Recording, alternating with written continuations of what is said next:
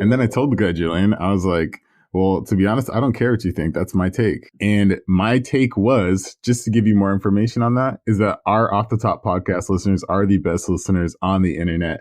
Hey, what's up, guys? It's Jordan. Julian, how you doing? Doing pretty good. I really think we need to make a name for our listeners sometime soon. So listeners, if you have a name for yourself, send it to us. But there are going to be some controversial takes in that naming process, and maybe some controversial takes in this podcast. Absolutely. And just to catch up the people that are coming in new, which it seems like we're having a lot of, this is Off the Top podcast, where we just take on kind of wild and random, informative and inspiring, interesting topics and talk about them, share information, and kind of give you something that you probably or might have not thought about before. And so today we're going to be talking about kind of controversial takes, controversial topics, where we stand on them, where we think the society stands on them, and why. Yeah, and I think in today's society, there's a ton of controversial takes, and there's a huge range of where these could go. So, this is going to be the first episode of, the hot seat, so to speak. And if you guys enjoy it, let us know, and we can always do more. And without further ado, the seat's about to get hot. Some of you might disagree. Some of you might disagree. Some of you might agree. But Jordan, I'll let you start with the floor. All right. So I think one of my, maybe, I don't know if it's super controversial or not, but I am super in support of people paying their taxes. And I know this sounds like a weird way of putting it, but basically, short story long, or long story short, basically, I think that it was super, justice or, retribution to have those premium Snapchat people reported to the IRS. And I root it. I really enjoyed it personally. I agree. I think individually, paying your taxes is right. However, I'm gonna go a step further and say the structure of the government in today's society isn't set up to benefit a lot of people. I 100% agree with you on that aspect. But the thing is, where I see it as is, granted, yes, 100% the government, when you pay your taxes, sometimes it goes into the wrong spots. And maybe that might be the majority in some cases. Maybe it's the minority. I hope it is the minority. But in that essence, it doesn't mean just because the system is flawed that you can't contribute to it. Because you do benefit. Everyone benefits from the roads. Everyone benefits from, the police officers. Everyone benefits from having school system, public schools. And I know that sounds weird, but you benefit because the community is smarter. The community is more prone to make smart decisions when they're educated. And so that's why I think that it's a benefit. And so if you don't contribute to something that you're benefiting from, I don't think that that's fair. And that's my take on that. Yeah, that's a solid take. And, what I'm going to provide for this next controversial one is, we're going to go to a different end of the spectrum here. And I'm going to say that lying shouldn't be frowned upon. I don't think it should be frowned upon. That's as simple as that. That's what I'm going to say.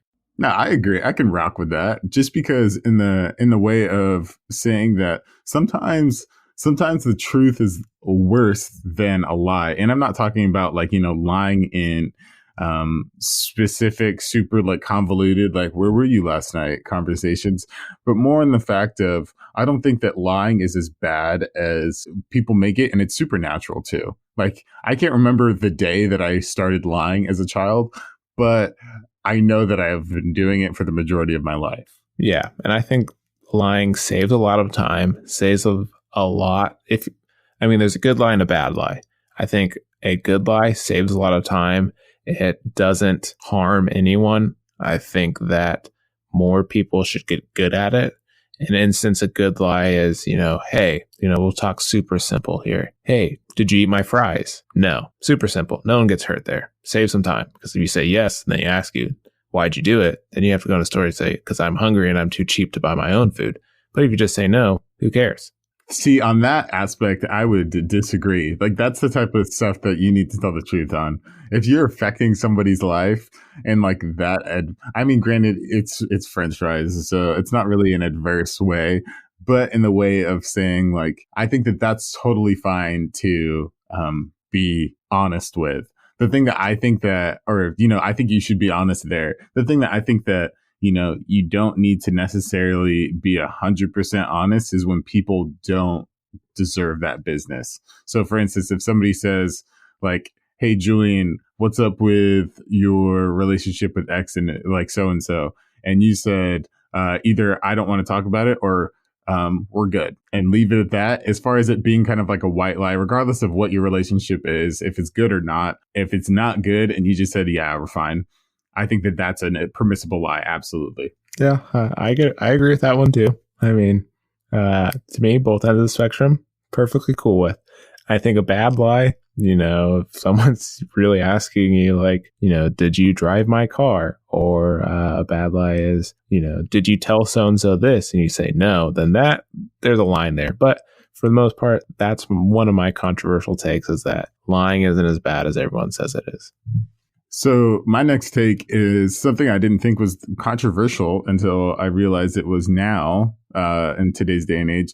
But I think that it should be mandatory for people to get vaccines. I think it absolutely should be mandatory for children to get vaccines. Yeah, I'm in the same boat. I mean, besides religious purposes, whatever that means, if you can give me the reason to that religious purpose that you align with, that you can say comfortably that you're okay with potentially harming other people or resetting people's immune systems. An example, if you get measles, and say someone gets measles, right? It resets your entire immune system from everything you've ever learned. And then you have to go through that every stage again. And if you can align and say, yep, my religion thinks it's okay to give the other 6-year-old at my school or the other 12-year-old at my school or a group of them this potential flu, disease, etc. outbreak, then maybe I'll agree. But other than that, I think everything should be vaccinated. 100%. It's almost like it's similar. It reminds me of kind of like the case of cigarettes. So I 100%, like, I'm not a smoker and I don't really care if you smoke or not, but don't let it affect my life. So for instance, if you're a smoker and you smoking in front of me, granted, there are smoking areas. So if I was in the smoking area, fine. But if I was like out in the street and stuff, which is really, really common out here and in kind of Europe and this area, not as much in the States at all. But I think that pretty much like smoking is one of those things where if you did it on your own, where it didn't affect anybody else, like if you didn't take a vaccine and it didn't affect anybody else, I don't care. But now that you're affecting other people, that's when like something needs to be done about it. So I believe the same topic, or not same topic, but as far as smoking goes, like, to be fair, I don't care how much they tax them. And I think they should tax them, way more, even ban them. That's an interesting take. I'll touch on that one here. Yeah, for me in vaccinations, I don't think it's okay to harm someone else's livelihood. In this instance, vaccination of someone who has no control. Like if you're a parent who is not allowing their kids to get vaccinated, even if, and they can understand that they want to get vaccinated, I think that's a problem. You're putting someone else's life at risk or decisions at risk. Just vaccinate your kids. In terms of smoking and taxes, to me, it's taxing smokers more is a tough one, because I think there's a lot of, just logistically, there's so many other variables in people's health that affects me or others, that taxing one certain group, I don't know if I could get behind. But if there was, I could get behind if there was a list of, harming things, putting someone in a harmful class to get taxed more, then yes, I do agree on that. Well, it's just the same. They're already taxed more than average, like the same reason that alcohol is taxed more than average. As far as like, the price that you buy it at obviously isn't the price that they are like, make it at and want to make the profit at. It's also including the tax that the government takes out. So that's what I'm saying, as far as like, I don't really care how much they increase it by.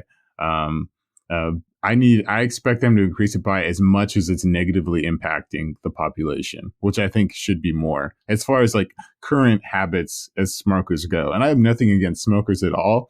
I just have something against smokers that will like smoke in front of non-smokers, because secondhand smoke is like have negative effects on people's health without their, consent. Like if you weren't a smoker and you decided to stand in front of somebody who was not a smoker and they were smoking, that's totally your choice. But if you didn't decide, like it wasn't your voluntary choice, then I don't rock with that. Controversial take. Okay, so what am I, we'll go to the maybe a heavier side of the spectrum here. Controversial take for Julian is going to be, I believe that people with children should not be able to go, children under the age of 4 should not be able to go into movie theaters. Yeah, I don't know where you want to put that on your spectrum, but I think my thing is, if you once again are going to bring someone into a place and disrupt the enjoyment of something, for someone who can't really acknowledge what is going on, or your parenting can't control it, you shouldn't be able to bring them in there. Because if I'm going to pay X amount of dollars to see this activity, then I want my value. And that's why, further on that statement, I think all prices should be the same. I don't think there should be senior discounts. You don't think so? You don't want to pay respect to those old heads out there? Why don't you think that they're okay? So I can understand the part where there's a negative aspect for you or the negative aspect for the population, as far as bringing a crying baby into a movie theater negatively affects the rest of the people in the movie theater in a proportionate amount of time. I think that there's a difference between like negatively affecting them in a voluntary way and an involuntary way. So one thing, here's a kind of anecdote. So I think that if there was somebody in a wheelchair in a movie theater and I was having a hard time getting out because of them, I would have no problem with that at all. I don't think that there's a problem with like that going on. But in the aspect, because granted, it's not as easy to get through the aisle. That's fair. But I don't think that that's one of those things that would be ever close to as equivalent as somebody bringing their crying baby in. So I can kind of agree with that aspect right there. If there was some sort of daycare situation at the movie theater, I would really rock with that. But I agree that if you chose to have a baby, then you chose, and Julian didn't choose to have your baby. He didn't, like, you guys didn't call him up and say, hey, Julian, what do you think? We're about to have a kid. Like, how do you feel about the new Spider-Man coming up, X, Y, and Z?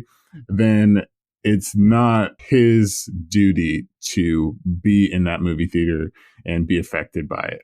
But my question is, why don't you think senior discounts should be a thing? Besides like AARP, like insurance and things like that, or maybe some, I don't know what other discounts they get, but like, okay, we'll start with this simple one, right? Movie theaters. Why do they get to pay less to see the same thing? There's no difference. Why am I paying $12.75 to see the same 2.5 hour movie? And they're paying $8.75 to see the exact same thing. There's no difference. It's not like senior citizens are getting better seats. It's not like the senior citizens are getting any different treatment. It's just $4 cheaper. There's nothing that changes. As opposed to, I can understand a discount for like, I can't really think of a whole lot of senior citizen discounts, but I may be able to get something that's like, okay, the senior citizen menu, right? Typically their plates have less food on it. They're a little bit healthier. Things are different. It's made for them, right? Their eggs and bacon plate is made for them. My, whatever movie may be in theaters, Lion King, is made for everyone. There's no distinguishable difference for a price discount there. I'll break it down like this, and I don't think that this is truly gospel or anything, but logically, I think it makes sense to me. If it was a thing of, cost benefit analysis, so how much are you going to benefit from the cost of you watching that movie? Obviously, the movie ticket's one thing, but your time is another. Maybe the reason that people get seniors get senior citizen discounts is because their cost benefit analysis, it costs so much more for them to do stuff. The cost of a movie theater to somebody, like a 3-hour movie, to somebody who doesn't have 50 more years on this earth, it's a lot higher than your cost, Julian. I bet you that. No, that's fair. But I'm saying this, as far as it's more expensive them to do something like that. So to get on your level, as far as what it costs you, as far as all around costs to go to the movies, that's what the senior discount is for them.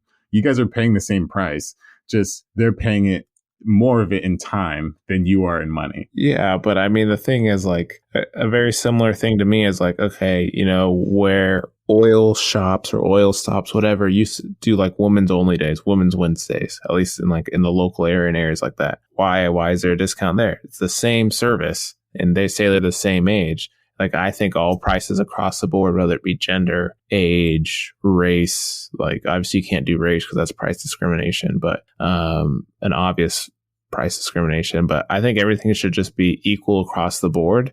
If you can charge someone $8.75 to go to the movies and still make your margins and your profits, then why not just charge everyone $8.75 if you can do Tuesday movies for $5? That's the controversial take. Don't want to take up too much time on it because I know Jordan has some other good ones coming up, but that is my take. If you guys are really mad about it, let us know. I think that my next controversial take is I don't know. I don't see some of these things. I'm super I totally think that it should be the thing, and it's almost nonsensical for me to hear another way. But I think that marriage equality should be a thing. Like, I don't see why people would have an issue with whoever decides to get married getting married. I don't understand, to be honest, why somebody wouldn't want.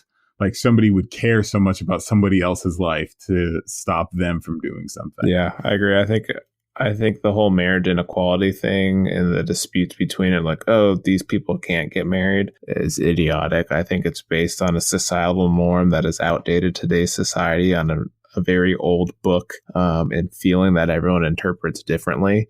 And for someone to say, we can have happiness, but these people can't have happiness, is just BS. 100%.